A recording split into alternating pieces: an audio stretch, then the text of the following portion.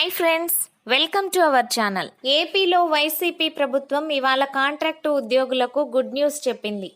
ఇన్నాళ్లుగానో ఎదురు చూస్తున్న కాంట్రాక్టు ఉద్యోగుల క్రమబద్ధీకరణకు సంబంధించి ఇవాళ ఉత్తర్వులు విడుదల చేసింది. ఇందులో కాంట్రాక్టు ఉద్యోగులను ఎలా క్రమబద్ధీకరించాలన్న దానిపై మార్గదర్శకాలు విడుదల చేసింది. దీనిపై ఆంధ్రప్రదేశ్ గవర్నమెంట్ ఎంప్లాయీస్ ఫెడరేషన్ అధ్యక్షుడు కాకర్ల వెంకట్రామరెడ్డి, సెక్రటరీ అరవపాల్ హర్షం వ్యక్తం చేశారు. ఏపీలో కాంట్రాక్టు ఉద్యోగుల రెగ్యులైజేషన్ కు సంబంధించి గైడ్ లైన్స్ ప్రభుత్వం ఈ రోజు విడుదల చేసింది.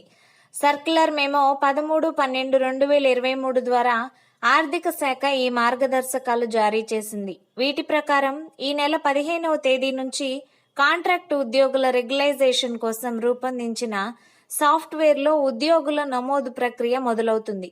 అనంతరం మిగతా చర్యలు చేపట్టబోతున్నట్లు ప్రభుత్వం వెల్లడించింది. వచ్చే సంక్రాంతిలోపు అర్హత కలిగిన ఉద్యోగులందరినీ రెగ్యులైజేషన్ చేసేలా చర్యలు తీసుకుంటున్నామని ఆర్థిక శాఖ అధికారులు వెల్లడించారు.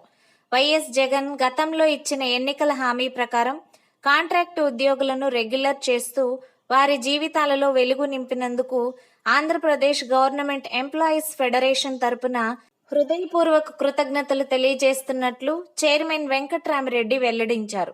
ఈ ప్రక్రియ జనవరిలో పూర్తయితే కాంట్రాక్టు ఉద్యోగులకు ఎన్నికలకు ముందు ఇచ్చిన హామీ మరో ఎన్నికలకు ముందు నెరవేర్చినట్లు అవుతుంది. ఈ వీడియో మీకు నచ్చినట్లయితే లైక్ చేయండి, షేర్ చేయండి. అండ్ మరిన్ని వీడియోస్ చూడడం కోసం మన ఛానల్ని సబ్స్క్రైబ్ చేసుకోవడం మాత్రం మర్చిపోకండి ఫ్రెండ్స్.